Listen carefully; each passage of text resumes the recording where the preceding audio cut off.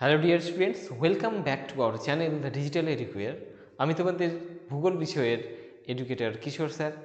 আজকে আমরা যে ক্লাসটা করতে চলেছি সেটা হলো সেকেন্ড সেমিস্টারে তোমাদের ভূগোল বিষয়ের অলরেডি আমরা সেকেন্ড অধ্যায়ে যে বহির্জাত প্রক্রিয়া পড়ছিলাম, যেখানে আবহবিকার পড়ছিলাম, সেই আবহবিকারেরই পার্ট নাম্বার 7 যেখানে রয়েছে রাসায়নিক আবহবিকারের ফলে যে সমস্ত ভূমিরূপগুলো আমরা ভূপৃষ্ঠে বা পৃথিবীর বিভিন্ন জায়গায় দেখতে পাই সেই ভূমিরূপগুলো সম্পর্কে। এর আগের ক্লাসে আমরা যান্ত্রিক আবহবিকার, রাসায়নিক আবহবিকার, যান্ত্রিক আবহবিকারের পদ্ধতি, রাসায়নিক আবহবিকারের পদ্ধতি এগুলো আমরা পড়ে নিয়েছি। তোমরা যারা আজকে প্রথমে এই ক্লাসটা দেখছো অবশ্যই এর আগের ক্লাসগুলো ভিজিট করো এবং তারপরে রাসায়নিক আবহবিকার সম্পর্কে যে ক্লাসগুলো আছে এগুলো দেখার পরেই তোমরা এটা ক্লাস কিন্তু বুঝতে পারবে ভালো করে। তো আজকে যেটা পড়বো সেটা হলো রাসায়নিক আবহবিকারের ফলে গঠিত ভূমিরূপ। এবার পৃথিবীর বিভিন্ন স্থানে গিয়ে তোমরা বিভিন্ন ভূমিরূপ দেখতে পাবে। যত বড় হবে তোমরা তত বিভিন্ন জায়গায় ভিজিট করবে এবং তার সঙ্গে সঙ্গে কি হবে, বিভিন্ন স্থানে গিয়ে বিভিন্ন রকম ভূমিরূপ তোমাদের চোখে কিন্তু পড়বে। এবার এই ভূমিরূপগুলো সম্পর্কে তখন তোমাদের মনে কতগুলো প্রশ্ন জাগবে যে এর কিভাবে সৃষ্টি হলো, ঠিক আছে? তো তার উত্তর কিন্তু ভূগোলে একমাত্র দেওয়া সম্ভব। আর এখানেই আমরা রাসায়নিক আবহবিকারের ফলে যে ভূমিরূপগুলো গঠিত হয় সেই ভূমিরূপগুলো আজকে দেখে নেব এবং তারপরে তোমরা যখন এই সমস্ত স্থান যখন কোনো দিন ভিজিট করতে যাবে তখন তোমাদের মনে কিন্তু এই পড়াগুলোর কথা কিন্তু স্মৃতিতে ফিরে আসবে আর তোমরা তখন খুব সুন্দর করে এই জিনিসগুলোকে তোমাদের কিন্তু আর কাউকে অন্য কাউকে দেখিয়ে দিতে হবে না বা এলোবোরেট করে দিতে হবে না, তোমরা নিজেই বুঝতে পারবে এটা কি আসলে কিভাবে সৃষ্টি হয়েছে। তো এখানেই ভূগোলের মজা যে গোটা পৃথিবীকে আমরা কিন্তু আমাদের জীবনে হয়তো খুব কম মানুষই পাবো যারা ওরা পৃথিবীকে চষে বেরিয়েছে বা পৃথিবীর অনেক জায়গা ভিজিট করেছে। তো সেক্ষেত্রে তাদের মনে কিন্তু যখন নতুন জায়গায় ভিজিট করে তাদের মনে অনেকগুলো প্রশ্ন জায়গায়, সেই প্রশ্নের উত্তর একমাত্র কিন্তু ভূগোলেই সম্ভব। যারা ভূগোল ভালো করে পড়ে তারা এই সমস্ত ভূমিরূপগুলোকে মনে করো পৃথিবীর বিভিন্ন স্থানে ভিজিট না করেও সেই ভূমিরূপগুলো সম্পর্কে, পৃথিবীর বিভিন্ন স্থান সম্পর্কে একটা ক্লিয়ার ধারণা তাদের মধ্যে থাকে, ঠিক আছে? তো আজকে আমরা সেই ধারণারই একটা অংশ রাসায়নিক আবহবিকারের ফলে গঠিত ভূমিরূপগুলো জানব এবং এখানে এই ক্লাসে থাকাকালীন অবস্থায় আমরা সেই সমস্ত জায়গাগুলোতে চলে যাব যে জায়গাগুলোতে আমাদের পড়ার পরে বা আমরা অনেকেই এই জায়গাগুলোকে ভিজিট করতে চাই, ঠিক আছে? চলো, প্রথম যে ভূমিরূপটা সেটা হলো ডুরিক্রাস্ট। এবার ডুরিক্রাস্ট কি? ডুরিক্রাস্ট হলো উষ্ণ আর্দ্র ক্রান্তীয় অঞ্চলে রাসায়নিক আবহবিকারের ফলে বিয়োজিত অদ্রবণীয় পদার্থ, মূলত লৌহ অক্সাইড, মাটির উপরের স্তরে বা সামান্য নিচে জমা হয়। এবার জমা হওয়ার পরে সেই লৌহ অক্সাইড থাকার জন্য সেই স্তরটা কি হয়ে যায়, কঠিন হয়ে যায়। এই যে কঠিন স্তরটা তৈরি হয় একেই বলা হয় কি, ডুরিক্রাস্ট। এর শব্দটার অর্থই হলো কি, শক্ত ভূত্বক। ডুরিক্রাস্টকে আবহবিকারের ত্বক বা কুইরাসও বলা হয়, ঠিক আছে? বৈশিষ্ট্য কি কি এর আছে ডুরিক্রাস্টের বৈশিষ্ট্য? এক নম্বর বৈশিষ্ট্য হলো সৃষ্টি। এটি কি পদ্ধতিতে সৃষ্টি হয়? এটি হলো আবহবিকারের ফলে সৃষ্টি হওয়া কাদা, কোয়ার্টজ কোনা, হ্যাঁ, এগুলোর সাথে লোহা ও সিলিকা চূর্ণ মিশ্রিত শক্ত সিমেন্টের মতো একটা আস্তরণ, একেই বলা হচ্ছে কি, ডুরিক্রাস্ট। দুই নম্বর চওড়া, বিজাতীয় দ্রবণীয় পদার্থ জমতে জমতে ডুরিক্রাস্ট কি হয়ে যায়, কয়েক মিটার পর্যন্ত পুরু বা মোটা হয়ে যায়। প্রকারভেদ দেখো, খনিজের উপস্থিতি, খনিজে কি কি খনিজ ডুরিক্রাস্টের মধ্যে রয়েছে তার উপর ভিত্তি করে ডুরিক্রাস্ট 4 রকমের হয়। অধিক পরিমাণে অ্যালুমিনিয়াম অক্সাইড যদি থাকে তাহলে সেই ডুরিক্রাস্টকে বলা হয় কি, বক্সাইড। আবার সিলিকা যদি বেশি থাকে তাহলে তাকে বলা হয় সিলিক্রেট। এবার ক্যালসিয়াম কার্বনের সমৃদ্ধ যদি ডুরিক্রাস্ট হয়, ডুরিক্রাস্টটা তাকে কি বলা হয়, ক্যালক্রিট বলা হয়। লোহা অক্সাইড সমৃদ্ধ ডুরিক্রাস্ট থাকলে তাকে বলা হয় ফেরিক্রিট বা ল্যাটেরাইট, ঠিক আছে? বোঝা গেল ডুরিক্রাস্ট মনে রাখবে। এই যে ল্যাটেরাইট মৃত্তিকা গঠিত অঞ্চলে, আমি সহজ করে বুঝাচ্ছি, ল্যাটেরাইট মৃত্তিকা গঠিত অঞ্চলে যখন বৃষ্টিপাত হয় সেই বৃষ্টির জল কি, এই ল্যাটেরাইট মৃত্তিকার মধ্যে সছিদ্রতা বেশি থাকে, যে কারণে বৃষ্টির জল সহজেই চুইয়ে মাটির নিচে চলে যায়। যখন মাটির নিচে জল চুইয়ে প্রবেশ করে তখন কি করে, মৃত্তিকার উপরের স্তরের যে খনিজ পদার্থগুলো আছে সেগুলোকে সবগুলোকে ধুয়ে নিচের স্তরে দিকে নিয়ে যায়, যার ফলে মৃত্তিকার উপরের স্তরে শুধুমাত্র লোহার অক্সাইডগুলোই পড়ে থাকে। আর এই লোহার অক্সাইডগুলো কি হয়, যখন বৃষ্টির জল চুয়ে মাটির নিচে চলে যায়, এই অক্সাইডগুলো নিজেদের মধ্যে জমে গিয়ে শক্ত আস্তরণ তৈরি করে, যে কারণে লেটেরাইট মৃত্তিকা অঞ্চলে যদি মাটি চাষ করেও রাখা হয়, তারপরে সেখানে যদি বৃষ্টিপাত হয়, সেই বৃষ্টিপাতের পর সেই মাটি এমন শক্ত হয়ে যায় যে সেটা তার উপর দিয়ে ট্রাক্টর চলে গেলেও সেই মাটির কিন্তু কোনো রকম ট্রাক্টরের চাকার সেরকম কোনো চিহ্ন পড়বে না, ঠিক আছে, এতটাই শক্ত হয়ে যায়। এই জন্য কি ডুরি ক্রাস্ট বলা হচ্ছে, শক্ত ভূতকে পরিণত হয়। আর এটা কি হয়, রাসায়নিক আবহবিকারের জন্য যেটা আমরা পড়েছিলাম অক্সিডেশন, প্রথম প্রসেসটা জারণ প্রক্রিয়া, সেই প্রক্রিয়ায় এই ডুরি ক্রাস্টটা তৈরি হয়। বুঝতে পারলে সম্পর্কটা? বেশ। এবার 2 নম্বর ভূমিরূপ হলো চাচন তল, ইচ প্লেন।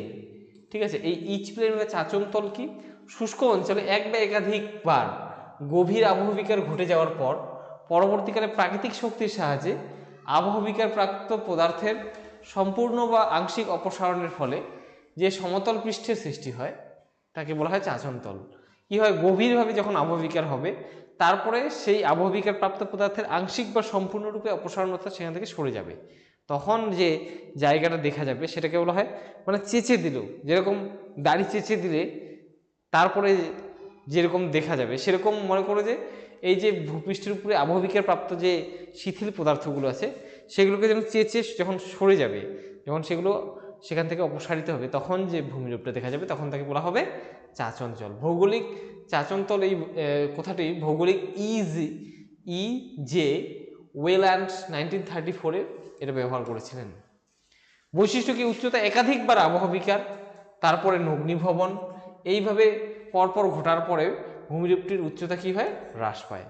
ভূমিরূপ কি হয়, চাচন তলের উপর ক্ষয় প্রতিরোধী শিলায় গঠিত ইনসেলবার্জ এবং টর গঠিত হতে দেখা যায়। আফ্রিকার উগান্ডাতে চাচন তলের উপর টর এবং ইনসেলবার্জ এরকম দেখা যায়। ইনসেলবার্জের ছবি এর আগের ক্লাসেও আমি দেখিয়েছি, ঠিক আছে। তো এই যে স্বল্পমোচন, যেরকম স্বল্পমোচনের পর দেখে কি স্বল্পমোচিত ভূমিরূপ, যে ইনসেলবার্জ বলা হচ্ছে যাকে, সেটাই হচ্ছে কি অ্যাকচুয়ালি চাচন তল, মানে চেঁচে নেওয়ার পরে কি এটা কিন্তু তৈরি হয় কি রাসায়নিক আবহবিকারের ফলে। 3 নম্বর ভূমিরূপটা হলো কি, টর। দেখো ছবি দেওয়া আছে, টর কি, টর স্বল্পমোচন পদ্ধতিতে গড়ে ওঠা ভূমিরূপ। এবার দারণযুক্ত গ্রানাইট শিলায় দারণ বরাবর রাসায়নিক আবহবিকার ঘটে। ভালো করে বুঝে নাও, টর কিন্তু অ্যাকচুয়ালি কি যান্ত্রিক আবহবিকার যে আছে স্বল্পমোচন, সেই পদ্ধতিতে গড়ে ওঠে।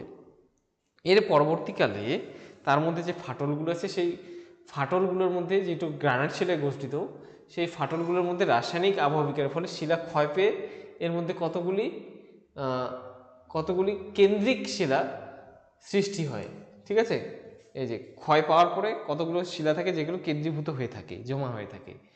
পরবর্তীকালে এই কেন্দ্রিক শিলা বা কোর স্টোনগুলি থেকে স্বল্পমোচনের দ্বারা শিলা আবহবিকার গ্রস্ত হয়ে উঁচু টিলার আকারে, এই যে টিলার মতো করে পার্শ্ববর্তী এলাকার মধ্যে কোথাও এরকম টিলা দেখা যাচ্ছে না, এটাই একমাত্র একা দাঁড়িয়ে আছে, এই টিলার মতো ভূমিরূপগুলো দাঁড়িয়ে থাকে। এগুলো মূলত স্থানীয় যে শিলা আছে তার থেকে একটু ডিফারেন্ট, এগুলোকে বলা হয় টর। এরকম কোথায় ভূমিরূপ দেখা যায়, ছোটনাগপুর মালভূমি অঞ্চলে গেলে এরকম মাঝে মাঝে টর দেখা যায়। তোমরা যদি ছত্তিশগড়, ঝাড়খণ্ড এই জায়গাগুলো ভিজিট করো, তোমাদের অনেকগুলো টর এরকম চোখে পড়বে। বৈশিষ্ট্য কি, আকার, টর স্তূপাকারে গম্বুজের নয়, দেখো গম্বুজ আকারে গঠিত হয়, টরের গম্বুজ আকার ন্যায় হয়, ঠিক আছে, গম্বুজ আকার দেখতে হয়।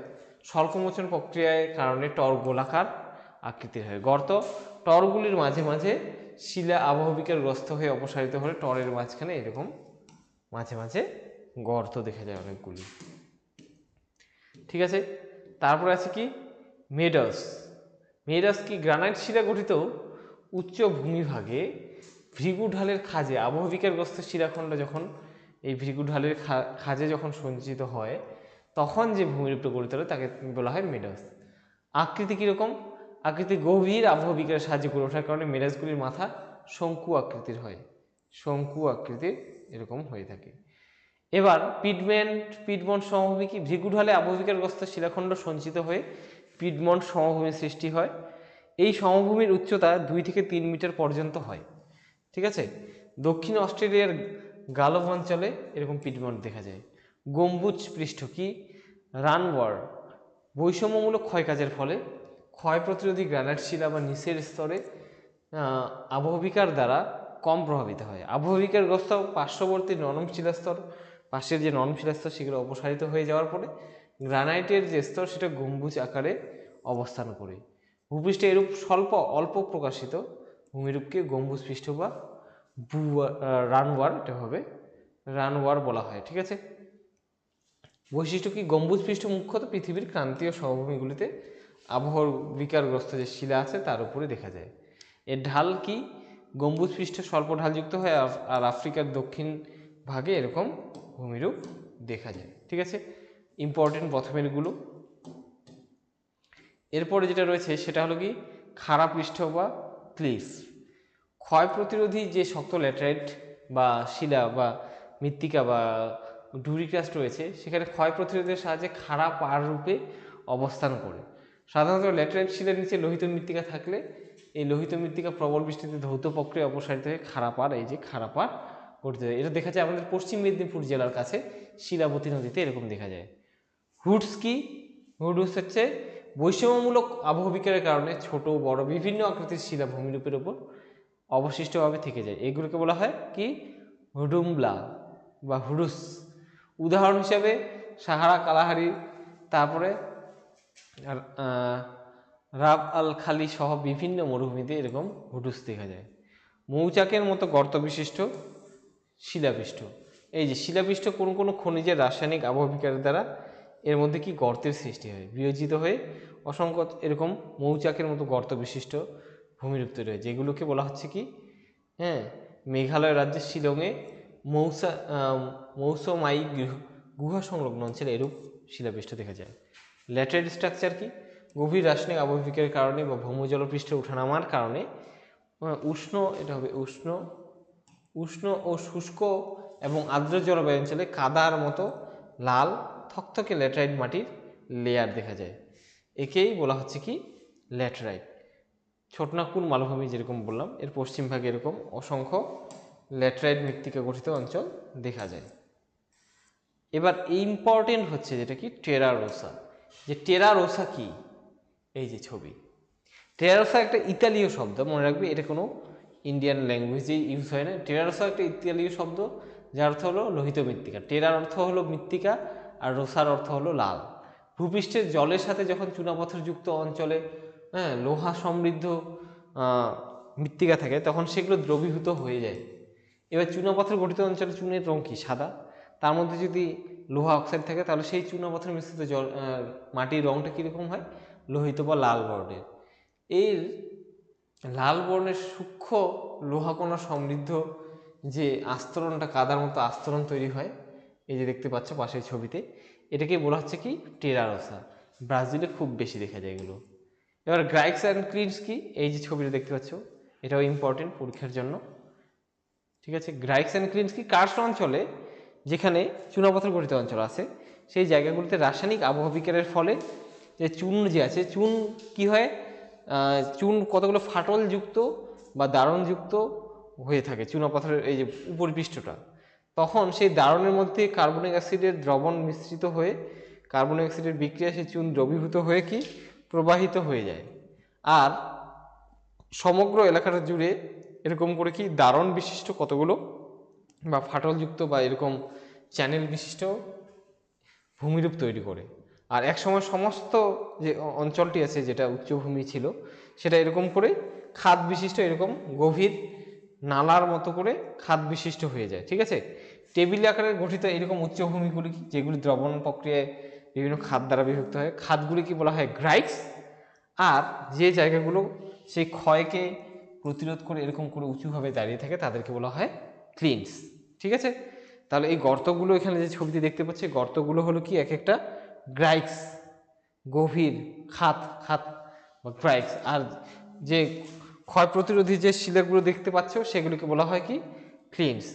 এর উদাহরণ হলো ছত্তিশগড়ের দুর্গ জেলার 2 কিমি উত্তরে নন্দিনী খনি অঞ্চল এবং ছত্তিশগড়ের কুটুমাসার গুহাতে গ্রাইক্স এবং ক্লিন জাতীয় ভূমিরূপ দেখা যায়। ঠিক আছে, তো রাসায়নিক আবহাওয়া বিক্রিয়ার ফলে এই ভূমিরূপগুলোই গঠিত হয়। এর মধ্যে ইম্পর্টেন্ট হলো, খুবই ভালো করে পড়বে তোমরা, টেরারোসা, গ্রাইস অ্যান্ড ক্লিনস, ইম্পর্টেন্ট, এগুলো পরীক্ষায় 2 নম্বরের মধ্যে আসতে পারে। তারপরে শুরুতে আমরা পড়েছিলাম যেটা টর, ইম্পর্টেন্ট খুব, যে টর কি আসতে পারে, চাচন তল বা ইচ প্লেন কি এটা, আর হচ্ছে ডুরিক্রাস্ট, এটা খুবই ইম্পর্টেন্ট। ঠিক আছে, তো রাসায়নিক আবহাওয়া বিকিরণের ফলে গঠিত ভূমিরূপ এই কয়টাই, এগুলি আমরা আজকে পড়লাম আর কি। তো নেক্সট ক্লাসে আমরা কিন্তু মৃত্তিকা নিয়ে পড়া শুরু করব। অবশ্যই প্রথমে ক্লাসগুলো যারা দেখেছো তারা খুবই উপকৃত হয়েছে আশা করি। আর বুঝতে পারলে কিনা অবশ্যই কমেন্টে জানিও, এবং অবশ্যই লাইক, কমেন্ট, সাবস্ক্রাইব করে দিও। ঠিক আছে, দেখা হচ্ছে নেক্সট ভিডিওতে, যেখানে আমরা মৃত্তিকা নিয়ে পড়ব। ঠিক আছে, আবহাওয়া বিকিরণের পরবর্তী পার্টটাই হলো মৃত্তিকা। তো ঠিক আছে, আজকে ক্লাসটা এখানে শেষ করছি। সবার সাথে দেখা হচ্ছে নেক্সট ভিডিওতে। এবং এবার আমরা সেকেন্ড সেমিস্টারে কিন্তু প্র্যাকটিক্যাল ক্লাসও করব। তো সেই ইন্টারেস্টিং প্র্যাকটিক্যাল ক্লাসও কিন্তু আমাদের চ্যানেলের মধ্যে আসতে চলেছে। তো তোমাদের কীরকম লাগবে ক্লাসটা অবশ্যই জানিও, এবং প্র্যাকটিক্যাল ক্লাস যে দরকার কিনা সেটাও তোমরা অবশ্যই জানাতে ভুলবে না। ঠিক আছে, সবাইকে ধন্যবাদ।